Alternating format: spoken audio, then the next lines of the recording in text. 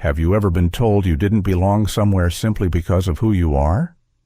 Imagine being 16, boarding a flight with a valid first-class ticket, only to be dragged from your seat, humiliated in front of strangers, and locked away as if you were a criminal. That was Malik Carter's reality. A black teenager, punished not for breaking rules, but for daring to sit where others thought he didn't belong. And here's the haunting question: what would you do if it were your child, your brother, your younger self? Stay silent and swallow the pain, or stand tall and fight back, knowing the cost could shake not only a family, but an entire industry. This is not just a story about an airline losing $4 billion overnight. It's about dignity, choices, and the quiet strength of a boy who refused to disappear. As you watch, I invite you to ask yourself, if Malik's seat was taken away, how many others have been told the same? And what would it take for us to finally say enough? Stay with us. Like, share, and subscribe to join us as we step into this powerful story together. Malik Carter was only 15, but he had a way of carrying himself that seemed older than his years. That morning, he boarded Sky Vista Airlines Flight 823 with a small backpack, a laptop, and a carefully wrapped project board.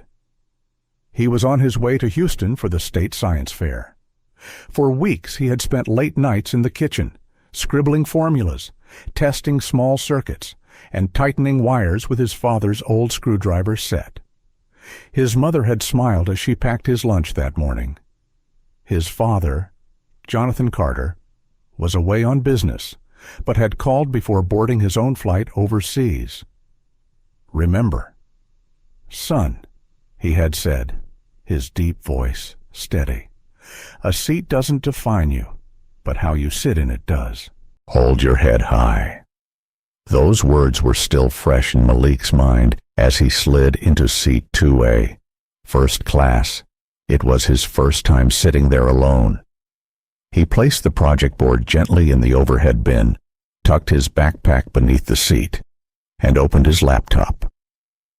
A quiet confidence settled on his shoulders, but the moment didn't last. A sharp voice broke through the cabin noise. "Excuse me, young man." He looked up. A flight attendant stood above him. Her name tag read Claudia Lambert. She tilted her head, eyes narrowed. "Are you sure you belong here?" Malik blinked. "Yes, ma'am. This is my seat." He reached for the boarding pass tucked into his hoodie pocket and handed it over. Claudia barely glanced at it. "This can't be right. First class isn't. This isn't where you're supposed to be." Her voice grew louder, catching the attention of other passengers who pretended not to watch. Malik felt a lump rise in his throat. He straightened his back, trying to stay calm. "It says 2A, he whispered. Claudia's lips tightened. She signaled to the front of the cabin. Within moments, a uniformed security officer stepped on board. His name was Trent Harris, broad-shouldered and stone-faced. "Is there a problem?" Trent asked. "This young man's ticket is questionable," Claudia replied, shaking her head. "I think we need him out of this seat until we verify." The officer looked down at Malik as if he were trespassing. "Come on, kid, let's go." Passengers shifted in their seats. Some pulled out phones, then lowered them again. No one spoke. Malik's hands trembled as he shut his laptop. He tried once more. "Sir, my ticket." But Trent didn't wait. He gestured firmly toward the aisle. "On your feet." The humiliation was sharp, almost physical. Malik rose slowly, clutching his backpack to his chest, and stepped into the narrow aisle. The walk from seat 2A down the first-class cabin felt endless. Rows of polished shoes, designer handbags, and unreadable faces blurred together as heat crept up his neck. Behind him, Claudia folded the boarding pass in half, muttering something about fraudulent boarding. At the front of the plane, The door to the jet bridge yawned open. Passengers in the next cabin craned their necks, whispering, watching a boy in sneakers and a hoodie being escorted out of a place he clearly didn't belong.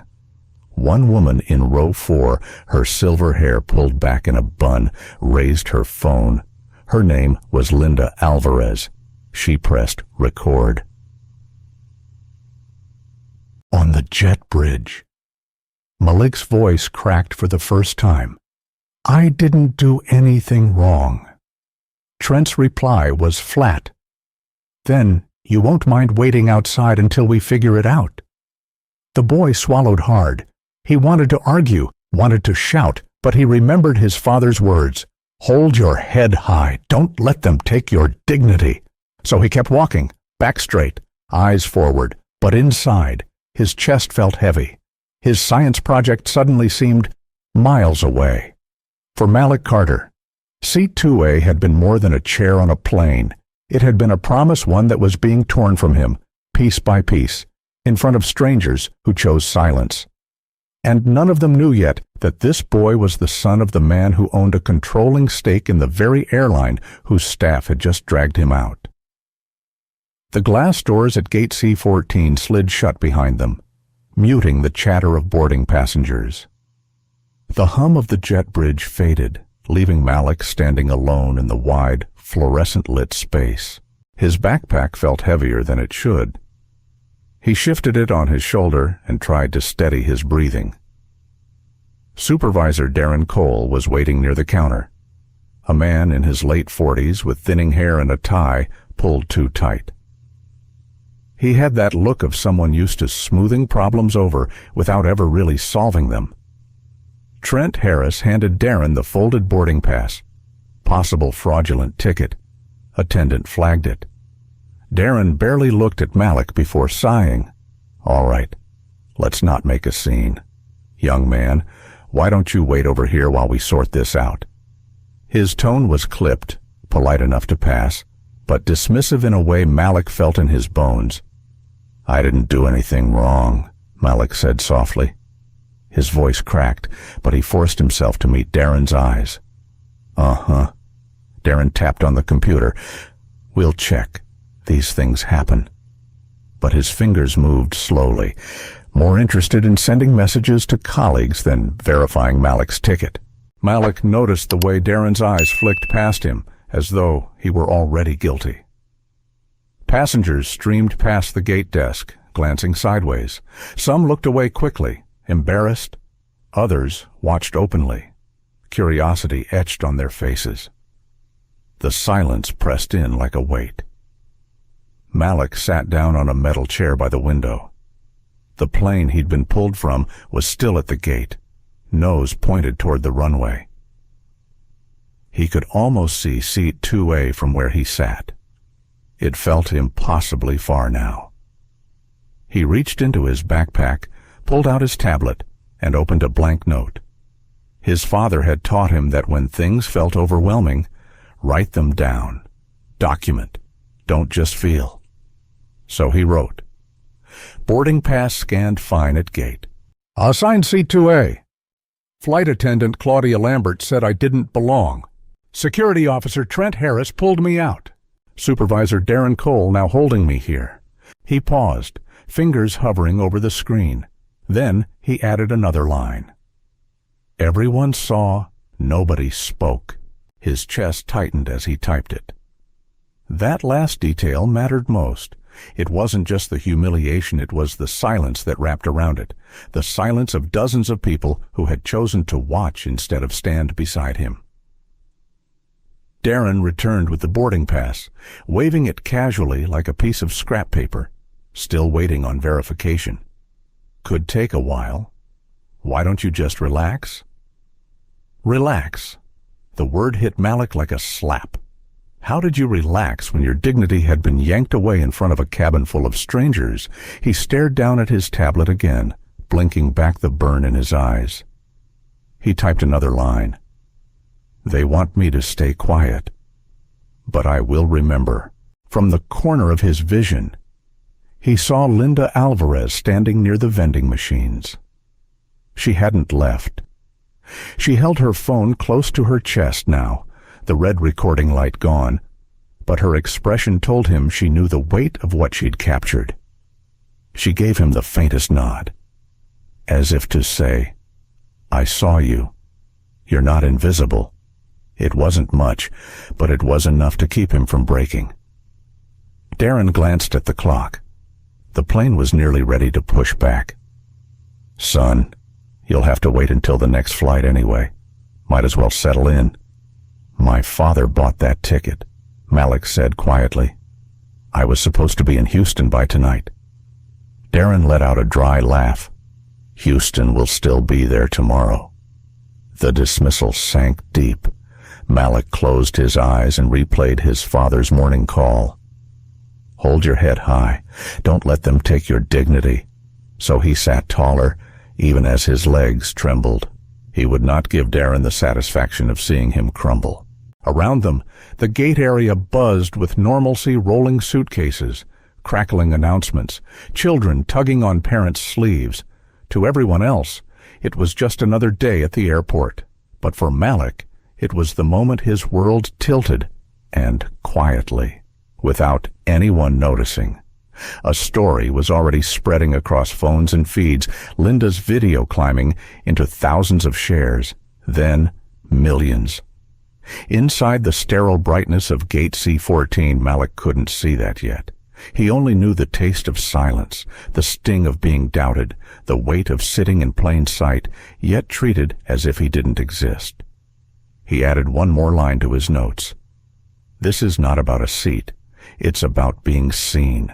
The plane outside pushed back from the gate, through the wide windows. Malik watched it roll away. The seat that should have been his carried off into the sky without him.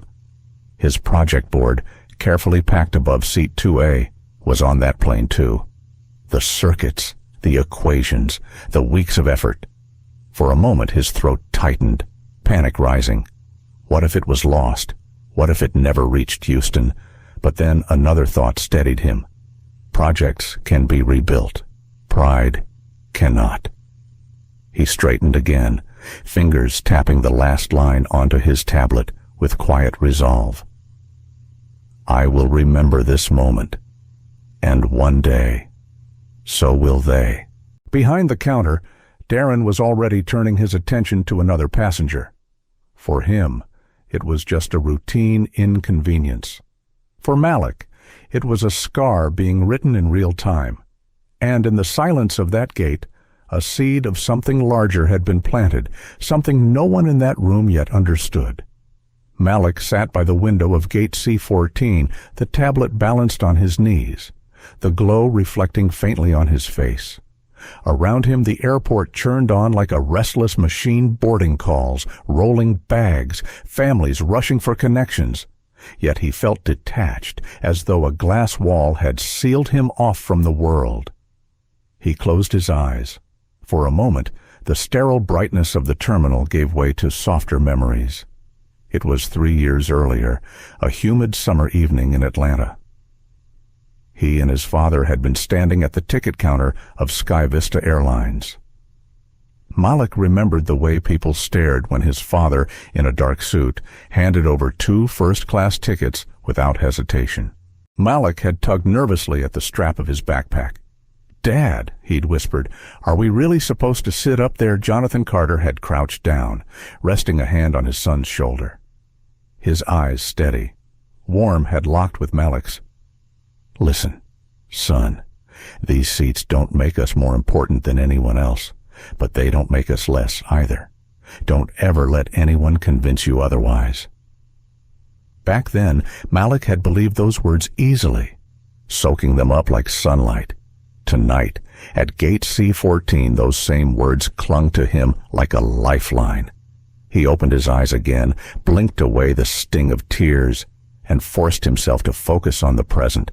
His science project board was in the belly of the plane now soaring toward Houston. His ticket, still clutched by Supervisor Darren Cole, was being treated as if it were forged, and his own dignity had been publicly questioned. But beneath the humiliation, A small ember of defiance burned. He tapped another note into his tablet. Dad said, "Dignity is not given. It's carried." A soft voice interrupted his thoughts. "You okay, sweetheart?" It was Linda Alvarez. She had inched closer, her phone tucked away now, her eyes kind but heavy with concern. Malik hesitated. "I'm fine." He lied. Linda lowered her voice. "I saw everything. I recorded it. People need to see." For the first time since being pulled from seat 2A, Malik felt something shift. Someone had witnessed, not just with their eyes, but with their conscience. "Thank you," he murmured. Linda placed a gentle hand on his arm. "Don't thank me. Just remember you're not alone." She walked back to her seat near the corner, leaving Malik with a warmth that cut through the chill of the terminal air. He leaned back and let the chair hold his weight. His chest ached, but inside, that ember glowed brighter. Hours stretched. The plane he should have been on had long disappeared into the night sky. Darren checked his watch, muttered to a colleague, and finally returned to Malik with a shrug. "Look, the system still shows irregularities. I'll have to bump you to tomorrow morning. That's the best I can do." Malik bit the inside of his cheek. "But my project checked luggage," Darren said dismissively. "If it's on that flight, you'll get it back when you rebook. These things happen. Nothing personal. Nothing personal." The phrase sank like a stone. How could it not be personal when it was his dignity stripped bare? Malik forced himself to nod, not because he agreed, but because he refused to give Darren the satisfaction of seeing his anger. He turned back to his tablet, typed slowly. "They call it nothing personal, but it is." Later, as the terminal quieted and the last flights of the night boarded, Malik rested his chin on his hand and stared out at the dark runway. His mind wandered again, this time to a memory even sharper. He was 9, sitting with his father in their backyard. Jonathan had been tinkering with an old radio, explaining circuits and sound waves. Malik had asked why his father always spoke about dignity, why it mattered so much. Jonathan had set the screwdriver down, looked out at the horizon, and said, "Because the world will try to measure you, son, by the color of your skin, by the zip code you come from, by the chair you sit in, but none of those things define you. Only your choices do. Only how you carry yourself when the world tells you that you don't belong." Malik had nodded back then, not fully understanding. Tonight, the words settled in his chest with new weight. He typed one more line. "This is my choice, to carry myself steady." The weight of fatigue pressed on him. His eyelids grew heavy. But before sleep claimed him, he whispered into the empty air, "Dad, I'm trying." And though he couldn't hear it yet, thousands of miles away, Jonathan Carter was already receiving the first encrypted ping from his private redundancy server in Zurich, an alert that something had gone terribly wrong on one of his own company's flights. In Geneva, the conference hall gleamed with marble floors and polished brass railings. The evening reception was full of soft laughter, the clinking of champagne glasses, and the low hum of translators whispering into earpieces. It was the kind of setting where deals worth billions were sealed with a handshake. Jonathan Carter stood near the balcony, his tailored suit immaculate, but his mind restless. As CEO and controlling shareholder of Sky Vista Airlines, he was expected to be at ease in these circles, confident, gracious, the image of steady leadership. And most days, he was. But that night, his phone vibrated in the pocket of his jacket. The notification wasn't like the usual stream of emails or calendar reminders. It was a secure ping from the Zurich redundancy server, a system he had insisted on building years ago. After seeing too many lost files during internal investigations, the alert was short, technical, but chilling. Anomalous deletion attempt detected. Flight 823. Video log archived externally.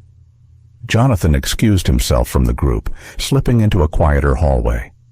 He tapped through encrypted layers until a video thumbnail appeared. He pressed play. The screen filled with shaky footage from a passenger's phone. He saw his son, Malik, backpack against his chest, being pulled from seat 2A, the officer's hand on his arm, the attendant's voice, sharp and dismissive, the long walk down the aisle. Jonathan's breath caught, the world around him blurred. He steadied himself against the wall, the phone heavy in his palm. It wasn't just the humiliation on Malik's face, it was the silence of everyone around him. Dozens of passengers watching and doing nothing. Jonathan had lived long enough to know that silence often cut deeper than insults. For a long moment, he couldn't move. He felt the split inside him widen. Jonathan, the CEO, responsible for a company with 80,000 employees and fleets circling the globe. Jonathan, the father, watching his only son stripped of dignity in front of strangers. He wanted to drop everything, to board the next plane home, to hold Malik and tell him none of this was his fault. Yet he also knew the board of directors would see this incident as a liability, another PR problem to contain. He had sat in too many meetings where the first question wasn't, was this just, but how bad will the stock take a hit? His mind churned with questions. Could he stand in both roles at once, or would he have to choose? Jonathan returned to his suite later that night, the city lights glittering across Lake Geneva. He poured a glass of water, sat at the desk, and opened his laptop. He replayed the footage again, each frame a stab to the chest. Malik's steady back, his trembling hands. The whispered line Jonathan thought he caught, "I didn't do anything wrong." The father in him burned with anger, but the CEO in him felt something sharper still, shame, because the company that bore his signature on every annual report had become a place where his son could be treated as if he didn't belong. He leaned back, closed his eyes, and let memory wash over him. Years ago, before he was CEO, Jonathan had flown standby on cramped regional jets. He remembered the way attendants had eyed him, assuming he was lost or in the wrong line. He had carried those scars into boardrooms and policy decisions, promising himself that if he ever led, he would make sure the skies were fairer than the ground. And now his own child had been humiliated under his watch. His phone buzzed again. An encrypted message from Zurich. Additional evidence secured. Internal email. Classify as passenger misconduct.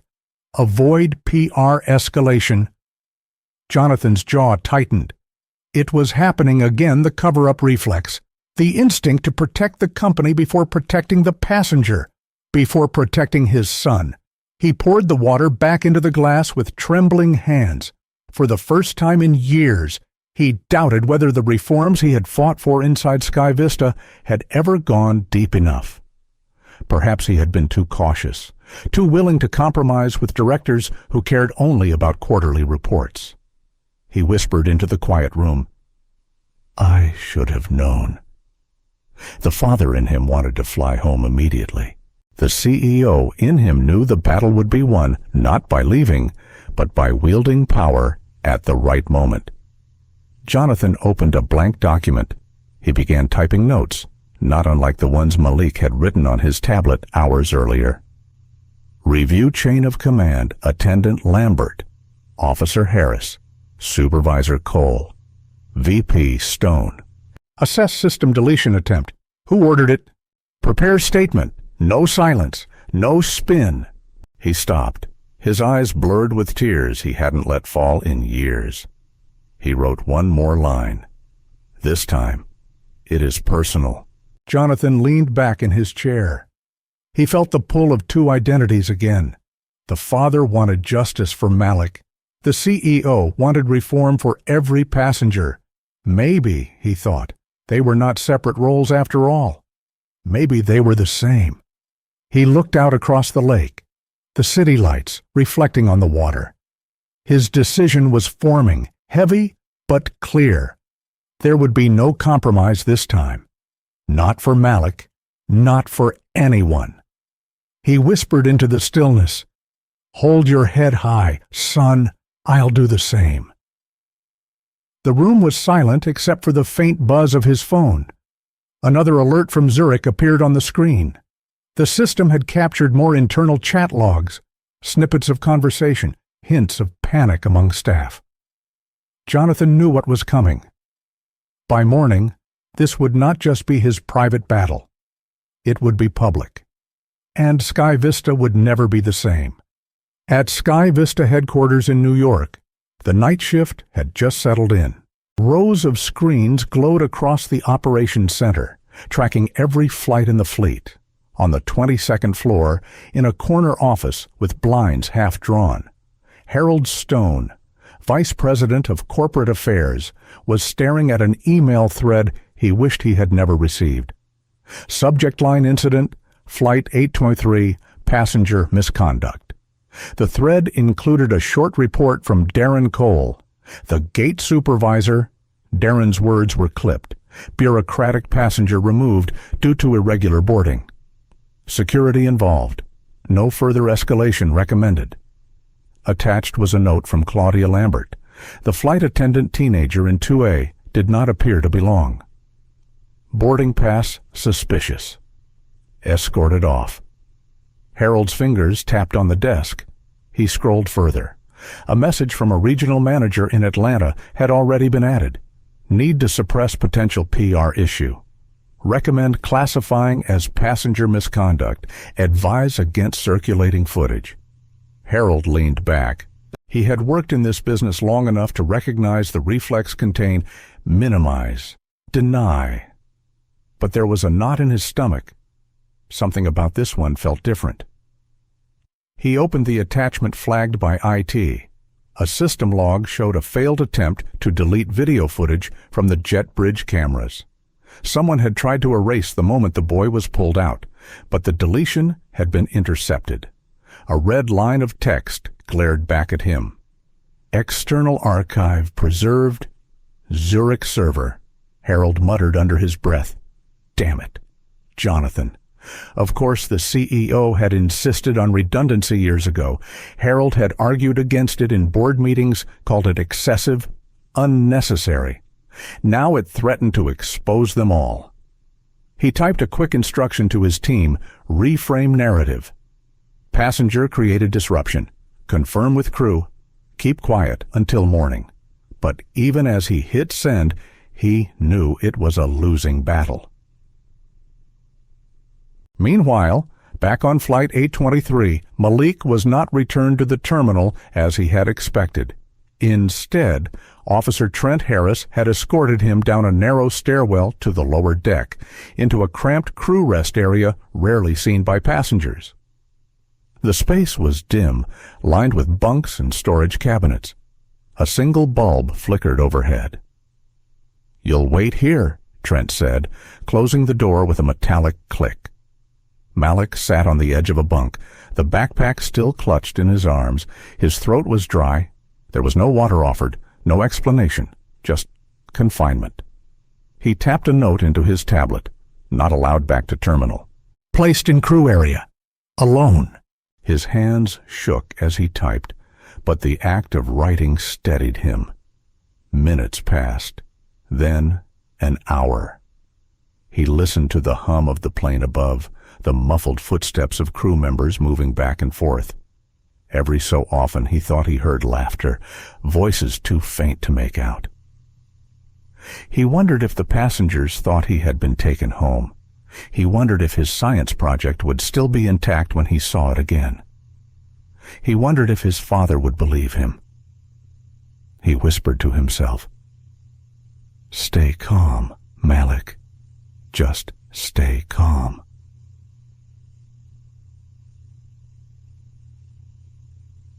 Upstairs, Claudia filled out her incident report with brisk strokes.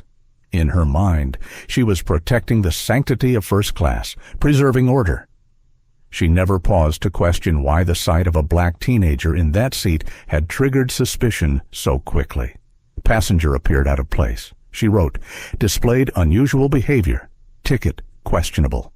Her colleague peered over her shoulder. "You think it'll blow up," Claudia shrugged. "If we get ahead of it, no one will care." But people already cared. At the gate, Linda Alvarez sat with her phone in her lap, the video she had recorded uploading to social media. The caption she typed was simple: "This is what happens when silence wins." Within minutes, notifications began to stream in. Friends shared it. Strangers commented. By the time Linda boarded her connecting flight, the video had been viewed 10,000 times. In Geneva, Jonathan Carter watched the same video. His jaw clenched. He saw his son's quiet composure, the way Malik carried his backpack as though it were a shield. He saw the way the officer steered him out like cargo. Jonathan's mind was already working, mapping the chain of command, the legal liabilities, the inevitable storm once this spread. But beneath all of that, the father in him simply whispered, "That's my boy," still holding his head high. Back in New York, Harold Stone received another email ping, this time from IT security. External video circulating, multiple uploads. Source passenger Alvarez. Viral trajectory. Harold cursed under his breath. His attempt at control was slipping through his fingers. He typed another message. "All staff do not comment publicly. Forward media inquiries to corporate affairs. Narrative passenger disruption. Safety concern." But he knew the tide was turning. In the dim crew rest area, Malik finally lay back against the thin mattress. He stared at the ceiling, exhaustion pressing down. Yet even in that quiet, he repeated his father's words like a mantra. "A seat doesn't define you. How you sit in it does." He whispered into the stale air, "I'm still sitting tall, Dad, even here." And somewhere across the ocean, Jonathan Carter was preparing to sit tall too, this time not just as a father, but as the leader of an airline about to face its reckoning. By the time dawn broke over New York, the story had already left the control of Sky Vista's PR office. Linda Alvarez's shaky video had spread far beyond her circle of friends. It had been reposted by community activists, retweeted by journalists, and picked up by morning bloggers hungry for outrage. The video was simple 30 seconds of a black teenager being pulled out of a first-class seat by a uniformed officer while a flight attendant watched. There was no shouting, no chaos, just a quiet injustice unfolding in front of dozens of silent passengers. The silence was what struck people most. Comment after comment echoed the same thought. Why didn't anyone speak up within hours? Hashtags emerged. Jar first class while black. Sky Vista scandal. And soon, Malik Carter. At the Carter home in Atlanta, Jonathan's wife, Denise, sat at the kitchen table with her phone buzzing every few seconds. She scrolled through the comments, tears streaming down her face. Messages poured in from neighbors, from old classmates, from people she hadn't heard from in years. "Is that Malik?" one message read. "I'm so sorry this happened." Her hands trembled as she typed back short replies. "Yes, that's him. He's safe. Thank you. Safe." The word felt hollow. She didn't know where her son was at that exact moment. The airline had been vague in its messages to her overnight. "The situation is being handled." That was all they had said. Inside the Sky Vista headquarters, the PR team sat around a long glass table, coffee cups scattered like chess pieces. Harold Stone stood at the head, his tie loosened, his face pale from lack of sleep. "This is bad," one of the junior managers said, her voice breaking. The video's on every major platform. Cable news picked it up an hour ago. Harold rubbed his temples. We stick to the narrative passenger misconduct. Do not deviate. A hand rose from the back of the room. It was Marcia Bell, a young communications analyst. With respect, sir, that won't hold. The video shows no misconduct. The kid just sat there.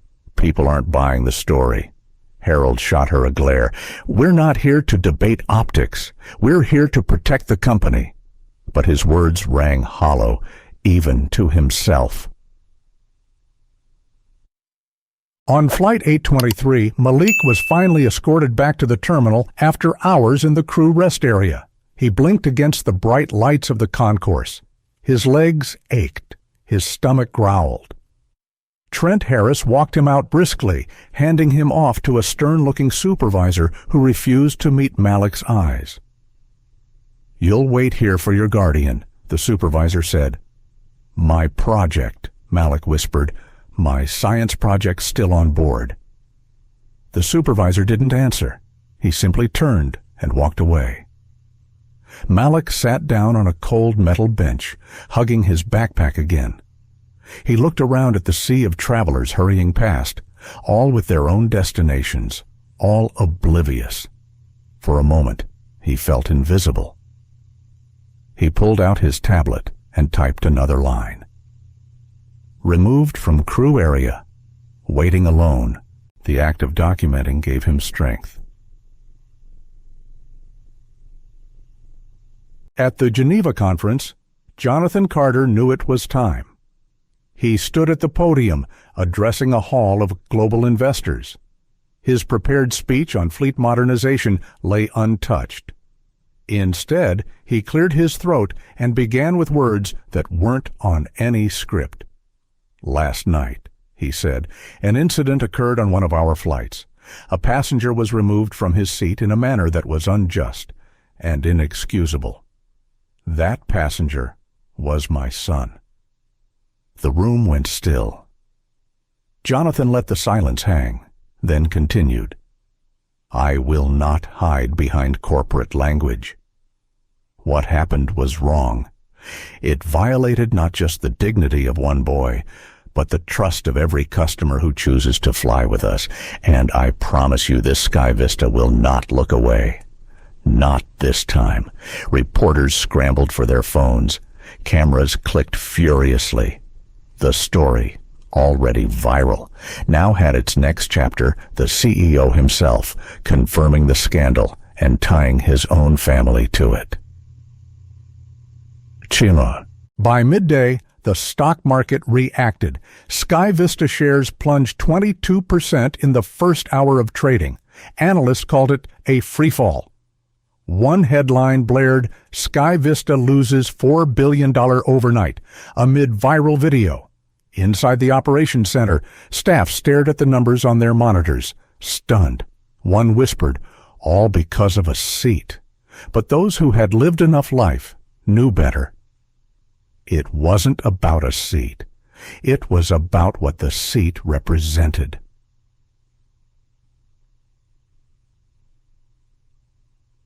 In Atlanta, Denise finally received a direct call from Jonathan. His voice was steady, but she could hear the weight beneath it. I've seen the video, he said. She let out a sob. John, he's just a boy. Our boy. I know, Jonathan whispered, and this is where everything changes.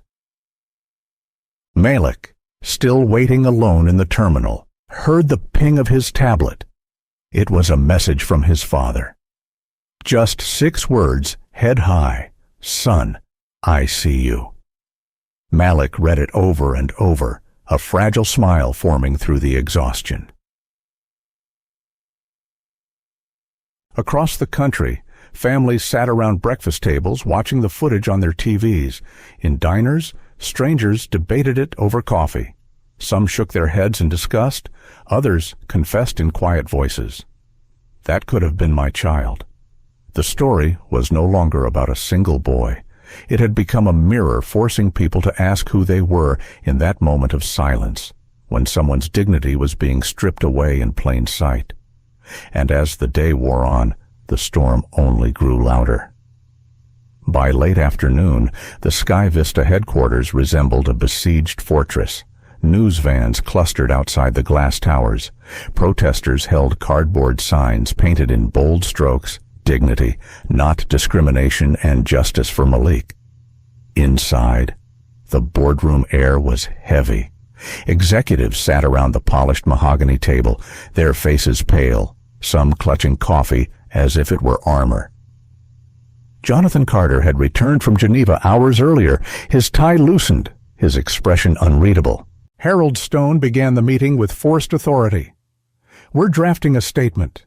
Emphasize regret for the incident, stress safety concerns, highlight training protocols, the usual."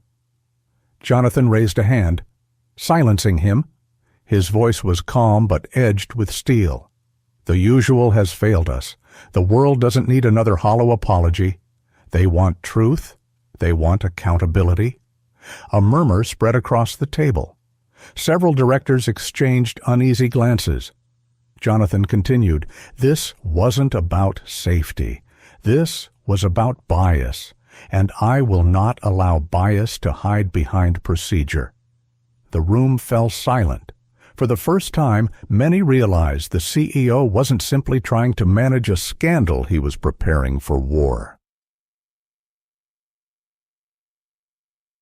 At the Atlanta terminal, Malik still sat alone on the bench, but the crowd around him had shifted.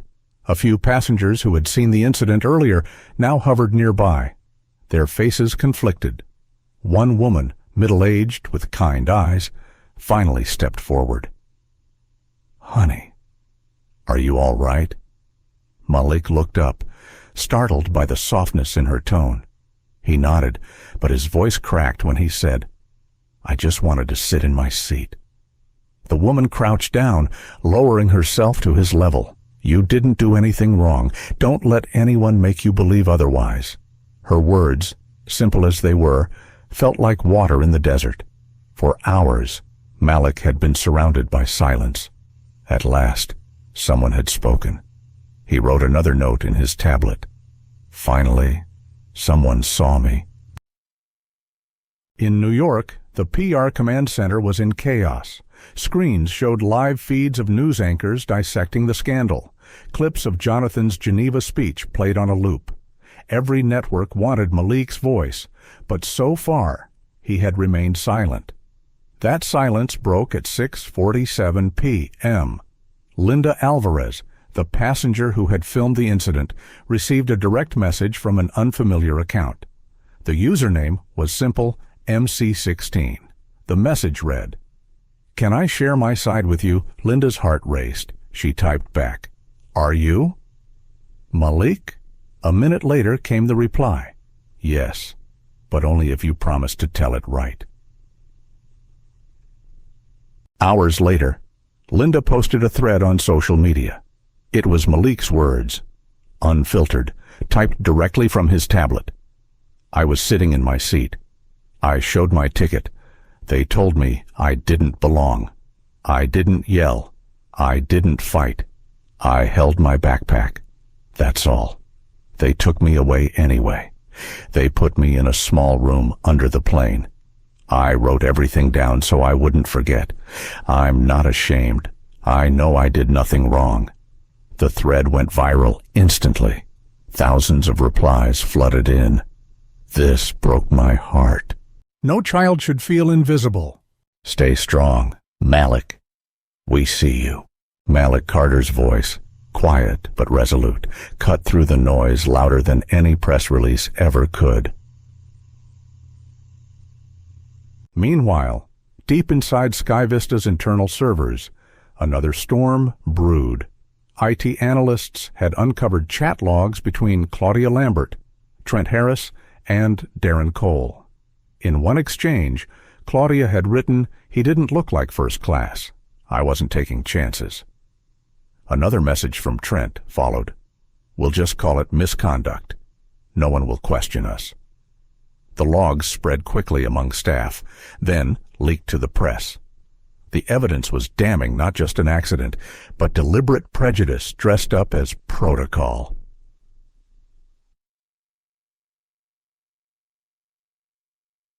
At home in Atlanta, Denise Carter sat beside Malik as they watched the news. She reached for his hand. "You've done more in one day than some of these executives have done in their entire careers," she whispered. Malik looked down, uncertainty clouding his face. "But it still hurts." "Mom." Denise squeezed his hand. "Of course it does. That's why it matters." Back at headquarters, Harold Stone paced the boardroom, his phone buzzing relentlessly. "We can't let this get further out of hand," he snapped. "We'll suspend the employees, issue a carefully worded apology," and Jonathan cut him off. "No. No," Harold repeated, incredulous. Jonathan stood. His presence filled the room.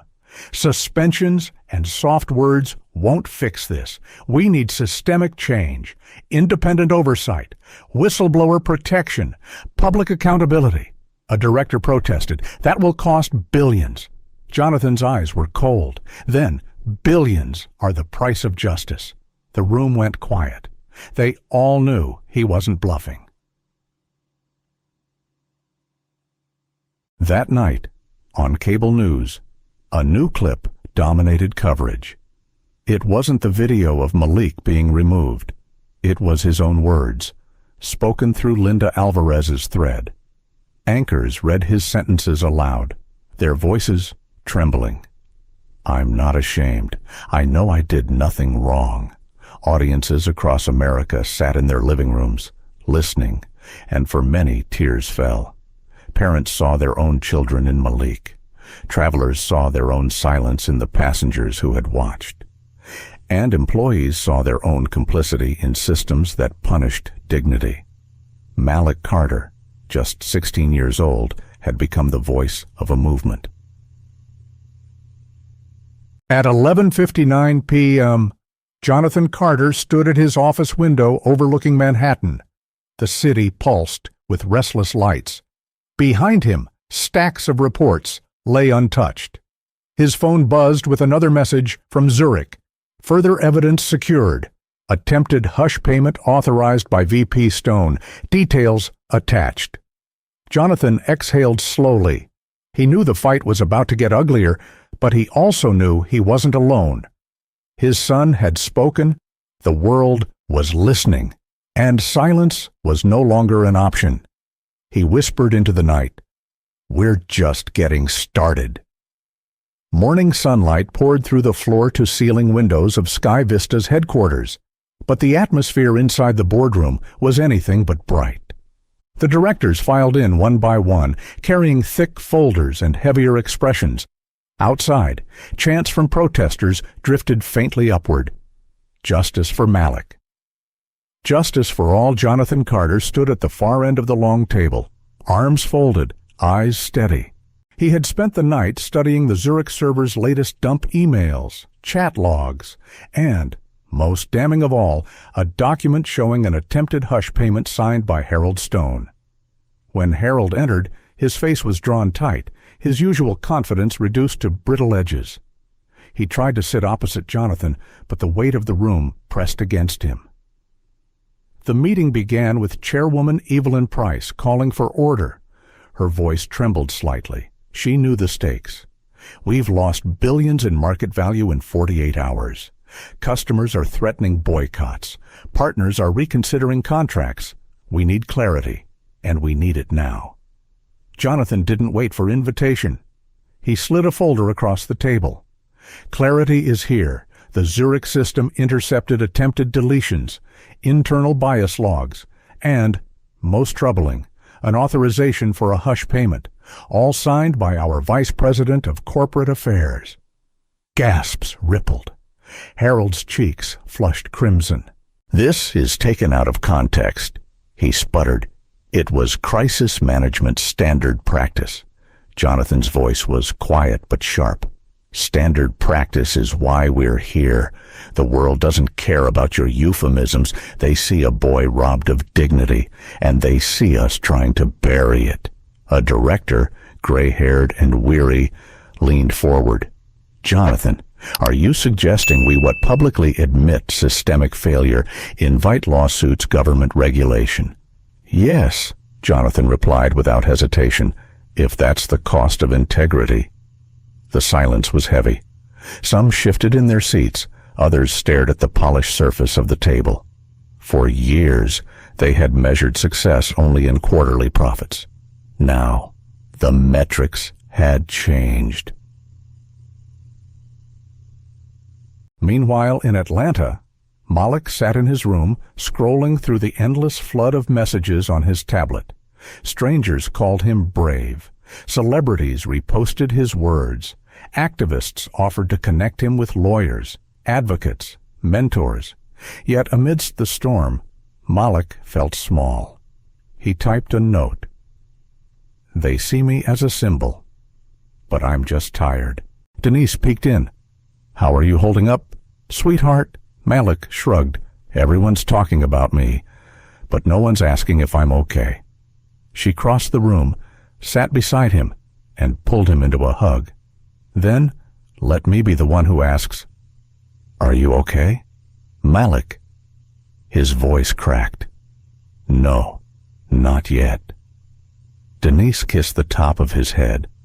That's all right. You don't have to be okay today. Just keep being honest. That's enough. Back in New York, the board meeting grew tense. A director from the finance committee slammed his fist lightly against the table. We can't bleed like this. Our investors will abandon ship. Jonathan leaned forward, his tone resolute. Then let them. If our investors only care about dollars, not dignity, they are the wrong investors.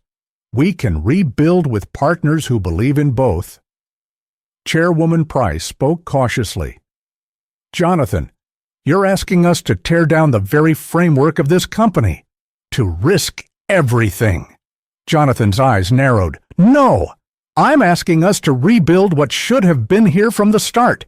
Then, like a thunderclap, a junior lawyer burst into the room. Her face was pale, her hands shaking with a printout. There's more, she said. She handed Jonathan the pages. It was a transcript of an internal conference call from 2 nights earlier. Harold Stone's voice was unmistakable. If we have to pin this on the kid, so be it. He's 16. He won't fight back. The board erupted in whispers. Harold stood, his chair scraping violently. That was off the record. You can't use that. Jonathan cut him off, his voice rising for the first time. You thought he wouldn't fight back. But he did. And so will I. The weight of his words crashed down. For the first time, the directors saw not just a CEO, but a father unwilling to compromise his son's dignity or anyone else's. On the streets below, the protests swelled. News helicopters circled. Commentators speculated about resignations, lawsuits, congressional hearings. Inside, Chairwoman Price took a deep breath. Jonathan, if we follow your lead, this company will change forever. No going back. Jonathan met her eyes. That's the point. That evening, Malik appeared on a live video call with Linda Alvarez. His face was tired but steady, his voice soft but sure. I'm not a symbol, he said. I'm just a kid who wanted to sit in his seat. But if my story helps someone else sit in theirs, then maybe it's worth it. Millions watched. For many, tears flowed. For others, a fire lit in their chest. The boy's quiet courage cut deeper than any speech.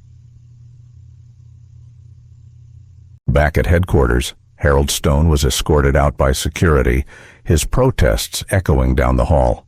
The board, shaken but resolute, voted unanimously to strip him of all authority pending investigation.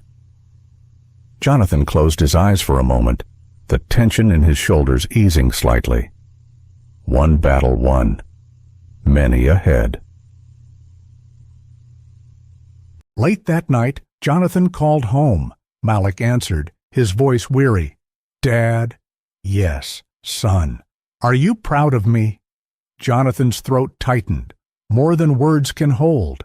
Malik hesitated, then whispered, "Then I'll keep going." Jonathan smiled through the ache in his chest. His son wasn't just surviving the storm, he was becoming its voice, and Jonathan knew then together they would carry this fight to the very end.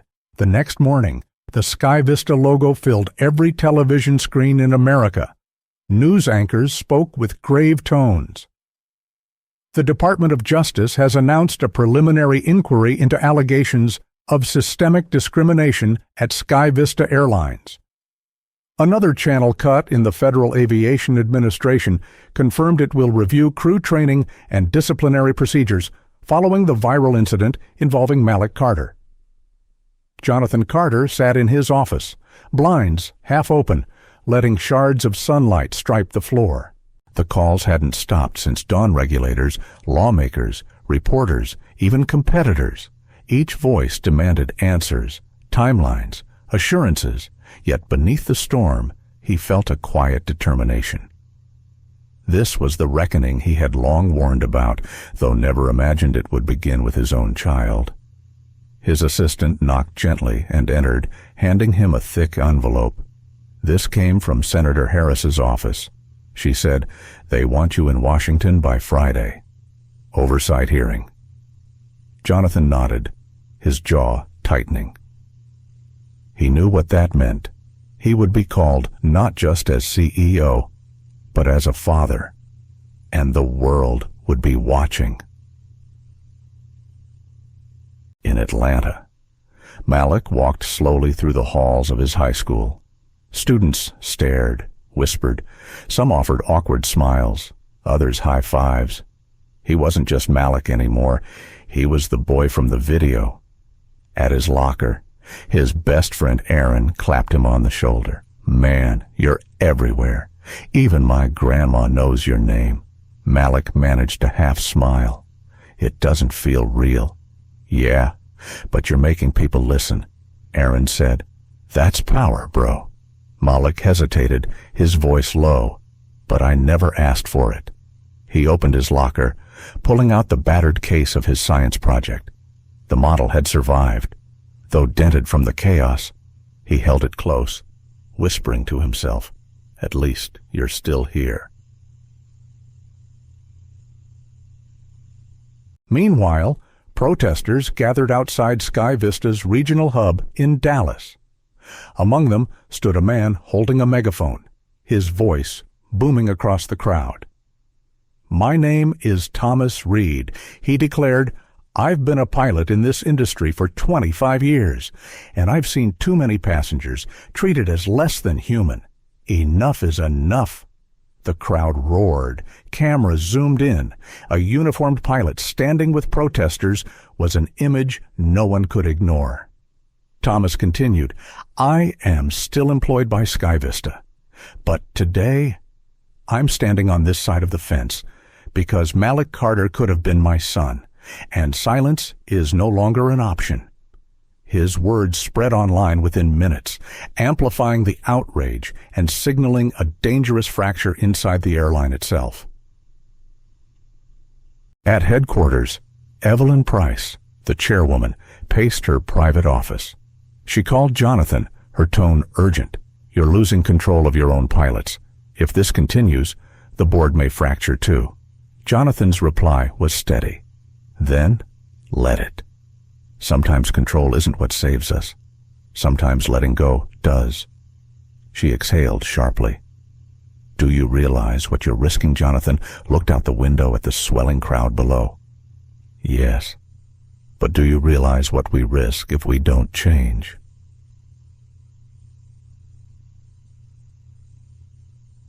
That evening, Malik sat with his mother, scrolling through the latest flood of headlines. One caught his eye: Sky Vista insider leaks, proof of long-standing complaints. He tapped the link. It was an anonymous whistleblower report, published by an investigative journalist.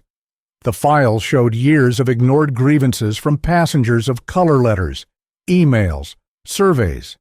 Many had been marked, resolved, with no action taken. Malik felt his stomach twist. "It wasn't just me," he whispered. Denise rubbed his back gently. "No, baby. And that's why your voice matters even more." In New York, Harold Stone sat alone in his apartment, blinds drawn. His phone buzzed with angry messages, his inbox flooded with reporters demanding comment. He poured a glass of whiskey, staring at the glowing screen. He muttered bitterly, all over a kid who should have stayed quiet. But deep down, even he knew the tide was irreversible. The hush money, the cover-up, the arrogance, it had all unraveled faster than he ever imagined. Late that night, Jonathan received a call from an unexpected number. "Mr. Carter," the voice said. "This is Aisha Monroe, civil rights attorney. I represented families in the Airstar discrimination case 5 years ago. I believe what's happening now could shape federal policy. I'd like to help." Jonathan leaned back in his chair, the fatigue in his eyes giving way to something steadier resolve. "Then, let's make sure this isn't just another scandal. Let's make it a turning point." The following day, Congress announced that hearings would not only investigate Sky Vista, but also examine industry-wide practices. Airlines across the country scrambled to review their policies, fearing they would be next. One journalist captured the mood perfectly.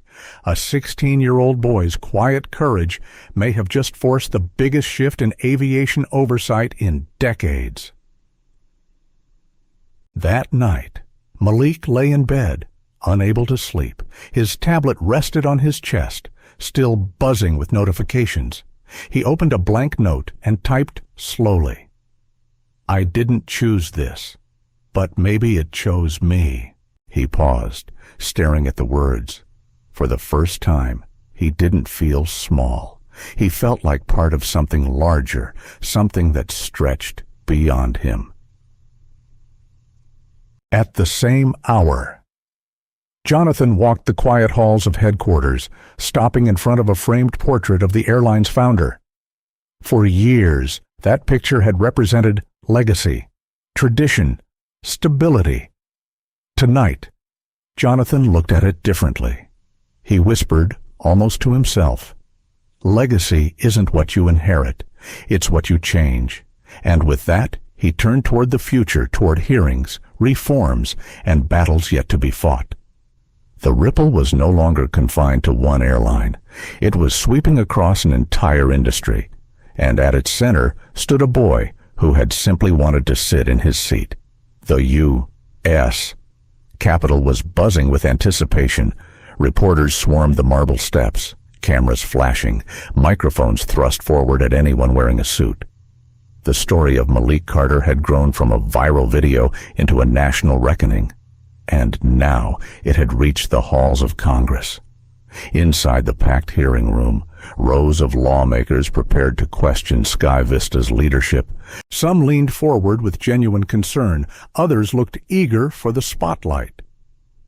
At the front sat Jonathan Carter, flanked by legal counsel and civil rights attorney Aisha Monroe. Behind him, Denise and Malik occupied reserved seats. Malik's shoulders were tense, his fingers gripping his backpack straps. Denise placed a steady hand over his, whispering, "Breathe, baby, just breathe." The gavel struck. Senator Harris, chair of the Transportation Oversight Committee, opened the proceedings. This hearing will examine systemic discrimination in the airline industry, with a focus on recent events at Sky Vista Airlines. "Mr. Carter, thank you for appearing." "You may begin." Jonathan adjusted the microphone, his deep voice filling the chamber. "Senators, What happened to my son was not an isolated incident. It was the symptom of a deeper sickness bias woven into policies, training, and culture. And while I am here as CEO of Sky Vista, I am also here as a father. A father who had to watch his child stripped of dignity on a plane that bears my company's name. The room stilled. Every camera focused on him. Jonathan continued, "This is not about one seat in first class. It is about whether we as a nation believe every passenger, regardless of skin color, has the right to sit without suspicion."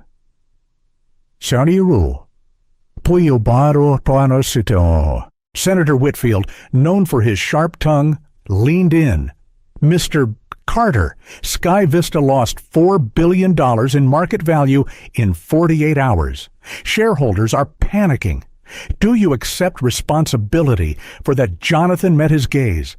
I accept responsibility for leading us through it. But the real cost was not financial. It was the cost of a boy's dignity. And that bill came due long before the market reacted." Gasps murmured through the crowd. Malik's chest swelled slightly. For the first time, he felt the room listening. Aisha Monroe took her turn, laying out the evidence. She presented chat logs, ignored grievances, training gaps. "This is not a one-off failure," she declared. "It is systemic. The data proves it. And unless Congress acts, Sky Vista will not be the last airline to humiliate a child for daring to sit in his rightful seat." Lawmakers scribbled notes. Reporters typed furiously. Then came the twist. A man in uniform requested to testify. It was Captain Thomas Reed, the veteran pilot who had joined protests days earlier. His presence sparked whispers across the chamber. He stood tall, adjusting his cap before speaking. "I have flown for Sky Vista for over 2 decades. I love this airline, but I cannot deny what I have seen. Passengers profiled, complaints buried, silence rewarded, and I refuse to be silent any longer." The senators leaned forward. Reed's voice grew stronger. "I stand with Malik Carter. I stand with every passenger who was made to feel like they didn't belong, and I am willing to risk my career to say so." The chamber erupted in applause. Senators tried to restore order, but the moment had already landed. From the witness bench, Jonathan felt something stir gratitude, relief, and determination. He realized he was no longer standing alone. Senator Harris raised her hand. "Thank you, Captain Reed. Your courage is noted." She turned to Jonathan. "Mr. Carter, if given the authority, what would you change tomorrow?" Jonathan's answer was firm. Transparency, independent oversight, mandatory bias training, real accountability, not suspensions that fade in silence. And one more thing, a public commitment that every airline publishes annual data on fairness and treatment, accessible to every passenger. Some senators nodded, others frowned, calculating political costs. But the idea was out in the open now, impossible to ignore. In the gallery, Malik whispered to his mother, "He sounds different here." Denise smiled faintly. "No, sweetheart. He sounds like the man I married, the man who always said silence is the enemy of dignity." The hearing stretched into hours. Some lawmakers postured for cameras, others asked sincere questions. Through it all, Jonathan remained steady. He answered with the precision of a CEO and the heart of a father. By evening, the story dominated every network. Sky Vista CEO demands federal reform after son's ordeal. Commentators debated whether his proposals would stick, but few could deny the moral weight behind them. After the gavel struck adjournment, Malik stood in the hallway, surrounded by reporters. Microphones pushed toward him. "Malik, do you have anything to say?" The boy took a breath, his voice soft but unwavering. "I didn't want any of this. I just wanted to sit in my seat. But if me speaking helps even one person keep theirs, then I'll keep speaking." The crowd hushed, then erupted with questions. But Malik turned, walking toward his father. Jonathan placed a hand on his son's shoulder, pride shining through fatigue. "Head high," he whispered. "Head high." Malik echoed. That night, as they returned to their hotel, Jonathan received a call from Evelyn Price. Her voice carried both apprehension and admiration. "Jonathan, you've changed the conversation, but you've also made enemies, powerful ones. Be ready." Jonathan looked at his son, who was asleep on the seat beside him, head resting against his backpack. He smiled faintly. "Evelyn, I've been ready my whole life. I just didn't know until now." The hearing had ended, but the fight had only begun. And the Carter family, once forced into silence, now stood at the center of a movement far greater than themselves. The morning after the hearing, the Carters woke up to a very different news cycle. While many headlines praised Jonathan's testimony and Malik's quiet strength, others framed it as an attack on the airline industry. One cable host sneered into the camera, "Do we really want CEOs turning their family drama into national policy?" Jonathan scrolled through the channels in the hotel suite, his jaw tightening. He had expected resistance. Still, hearing his son's dignity reduced to drama cut deeper than he anticipated. Denise set a mug of coffee in front of him. "John, you knew they'd try to spin it. You just can't let them win." Jonathan nodded, but the weight pressed down harder now. For every person cheering them on, there was another accusing them of exaggeration, of staging a spectacle. Malik, meanwhile, sat cross-legged on the bed, tablet glowing. He scrolled through social media. Thousands of supportive comments streamed past, but the hate had arrived too. "Spoiled rich kid, if your dad's CEO. Why complain, just play the victim. Get famous." Each word felt like a pebble against glass. Small, but relentless. Malik's chest tightened. He wanted to close it, but part of him couldn't look away. Aaron, his best friend, called on video. "Man, don't read that trash." "I can't help it," Malik admitted. His voice cracked. "It feels like half the world thinks I did something wrong." Aaron leaned closer to the camera. "Nah, bro. The people who matter know the truth. The rest just yell to hear themselves." Malik tried to smile, but his eyes burned. At Sky Vista headquarters, Evelyn Price convened a closed-door session with select directors. Her tone was clipped, her words sharp. "Jonathan's testimony has sparked momentum, but it has also triggered powerful enemies. Lobbyists are circling.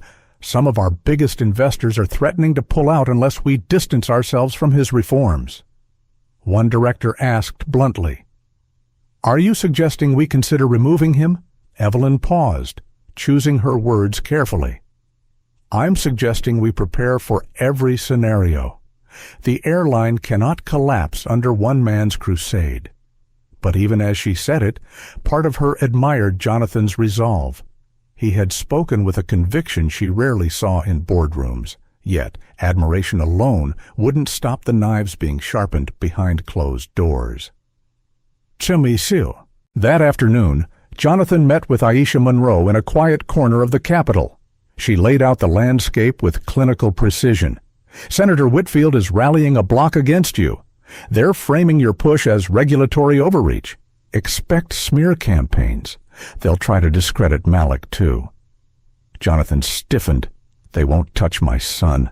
They already have," Aisha said softly. She slid a folder across the table. Inside were screenshots of online articles, insinuations about Malik's privileged background, conspiracy theories about the video being staged. Jonathan's fists clenched. Cowards. Aisha met his gaze steadily. This is how power fights back. But you're not without allies. Civil rights groups are mobilizing. Pilots like Thomas Reed are rallying inside the industry. You have momentum. Don't lose it to noise. Back in Atlanta, Malik returned to school for the first time since the incident. The hallways felt narrower, louder.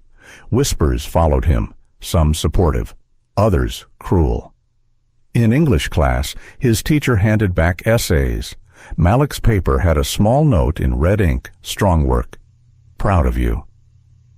He blinked at the words, unexpected warmth cutting through the noise. But at lunch, two older boys sneered as he passed. Hey, first class, one said, mocking. Got your seat ready. The cafeteria quieted. Malik froze. His stomach knotted, his palms sweaty. He wanted to disappear. But then he remembered his father's voice, head high.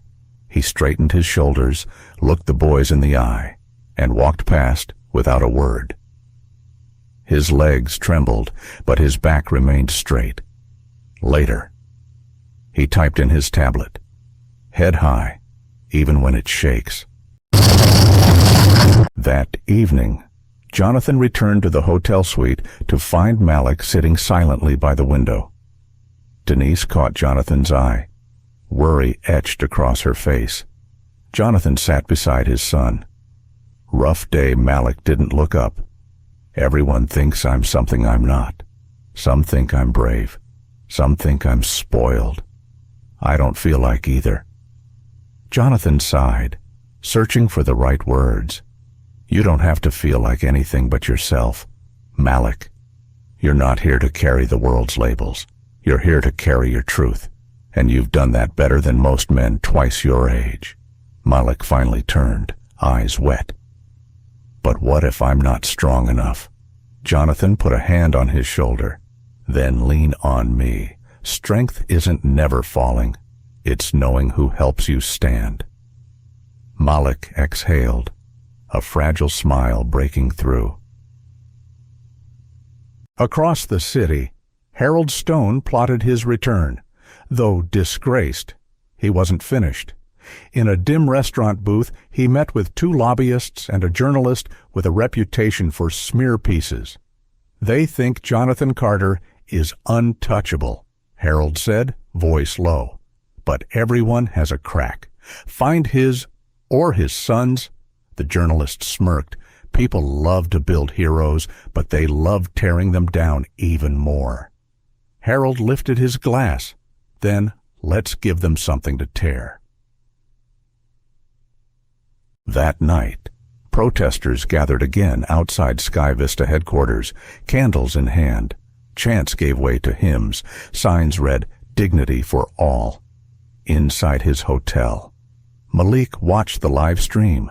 Thousands of people holding flames for him and for justice. His chest tightened, not with fear this time, but with something steadier. He whispered to himself, maybe I'm not alone, after all. Jonathan stepped onto the hotel balcony, looking out at the city lights. Denise joined him, slipping her hand into his. They're coming for you, she said softly. They've been coming my whole life, he replied, but this time, I'm not standing alone.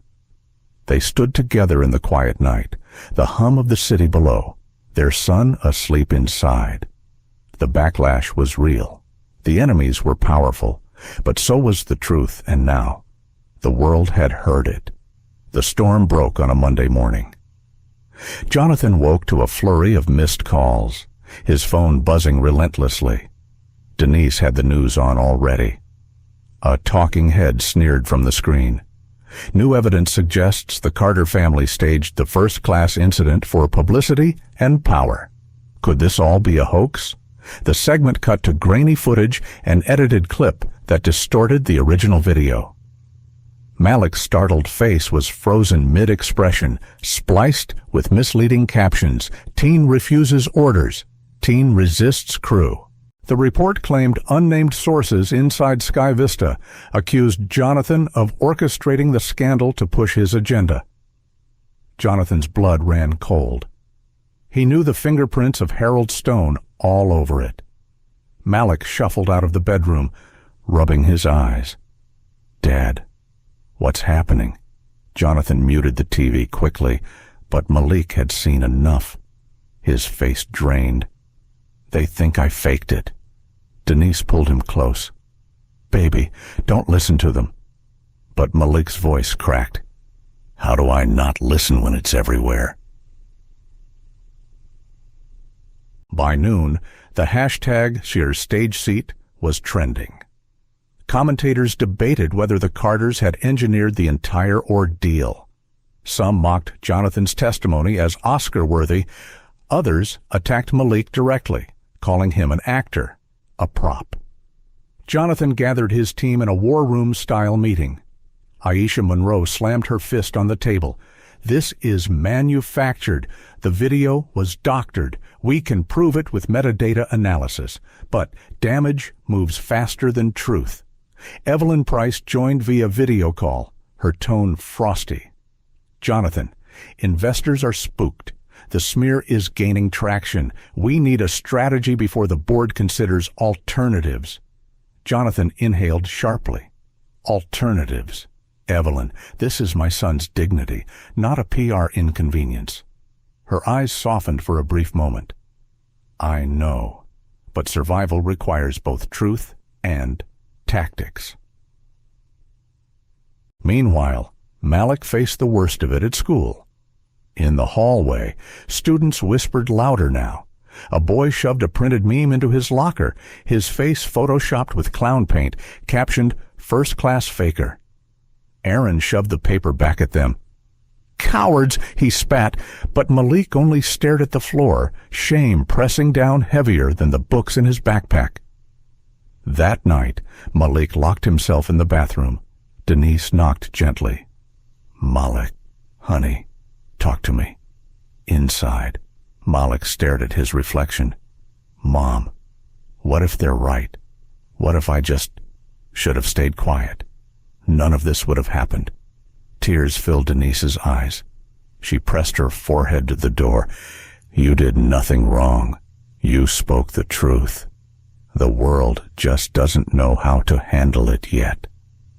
There was silence, then the faint click of the lock. Malik stepped out, eyes red. Denise wrapped him in her arms. Jonathan knew they needed more than defense. They needed undeniable proof. He called in a young digital forensics expert, Leah Kim, who specialized in exposing manipulated media. Leah worked through the night, analyzing frames, timestamps, compression layers. Finally, she slammed her laptop shut. Got it. The smear video is a fake, spliced, reframed, metadata wiped. And guess where it was uploaded first? A shell account tied to a lobby firm one with direct connections to Harold Stone. Jonathan felt a surge of grim satisfaction. Then we bring it all into the light. The next morning, Jonathan held a press conference. Cameras crowded the stage. His voice was steady, though his hands trembled slightly behind the podium. Yesterday, a video circulated claiming my son's ordeal was staged. Today, I present evidence, irrefutable evidence, that this video was doctored. Screens behind him lit up with Leah's forensic analysis, frame by frame exposing the edits. This was not a misunderstanding. This was not a hoax. This was a deliberate attack, an attempt to silence a child and discredit justice. The crowd erupted in murmurs. Jonathan's gaze hardened. To those who orchestrated this smear, we see you. To those who believed it, now you see the truth. Across town, Harold Stone watched the broadcast with clenched teeth. His journalist contact cursed under his breath. He turned it back on us, made you the villain. Harold's jaw tightened. Then we push harder. This isn't over. But for the first time, doubt flickered in his eyes. The turning point came not from Jonathan, but from Malik. That evening, against his parents' initial protests, Malik asked to speak publicly. "I don't want to hide," he said, voice calm but firm. "They're talking about me. I need to answer." Jonathan hesitated, torn between protection and respect. Finally, he nodded. "Then speak your truth. Not what they want. Not what I want. Just yours." In a quiet studio, Malik sat before the camera. No flashy lights, no teleprompter, just a boy and his voice. "My name is Malik Carter. I didn't ask for any of this. I didn't want to be on the news. I just wanted to fly home. But I was told I didn't belong in my seat. And that hurt. Not just because it was unfair, but because it reminded me that some people will always see me as less." His voice wavered, then steadied.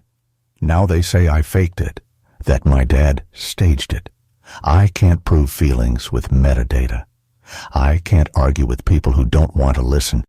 All I can do is tell you the truth. And the truth is, I was humiliated. I was scared. And I don't want anyone else to feel that way." He looked directly into the lens, so believe me or not.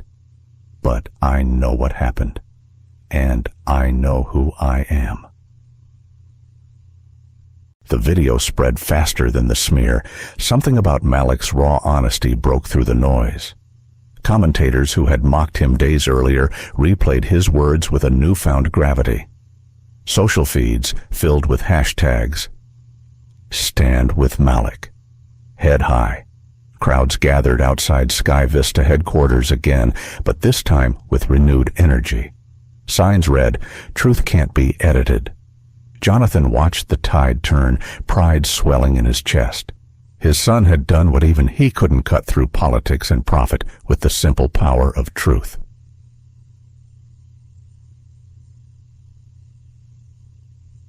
That night, Malik sat with his parents, scrolling through supportive comments for the first time in days.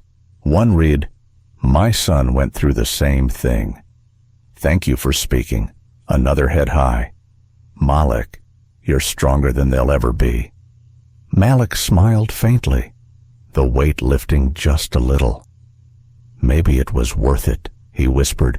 Jonathan pulled him close. "It's only worth it if we make it mean something. And we will." Outside, the city pulsed with lights. Inside, a family sat together, bruised but unbroken. The smear had failed. The truth had spoken louder, and the fight for dignity was far from over. At its heart, this story is not about markets or headlines. It's about the fragile but unshakable value of dignity. Malik's ordeal reminds us that injustice often hides in everyday places: a seat, a line, a conversation. For older generations who've witnessed decades of change, the lesson is timeless. Silence is not neutrality. It is complicity.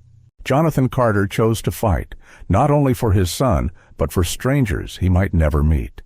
And Malik, though just 16, taught us that truth, spoken with courage, can cut through lies louder than any smear. The application is simple but profound when faced with injustice. Big or small, we all stand at a crossroads. Do we ignore it, hoping it fades, or do we act, even at a cost? Life is full of such moments. Standing tall, head high, as Malik whispered, is not only an act of survival, it's an act of healing for generations. May this story encourage us, especially those with years of wisdom, to keep speaking, keep guiding, and keep believing that justice is not just possible, but necessary. Thank you for being here and for sharing this journey with us. Stories like this matter because you choose to listen, reflect, and carry their lessons forward. If this story touched you, please like the video, share it with someone who needs to hear it, and subscribe to our channel. Together, we can keep these conversations alive and make sure no voice, no seat, and no dignity is ever taken away again.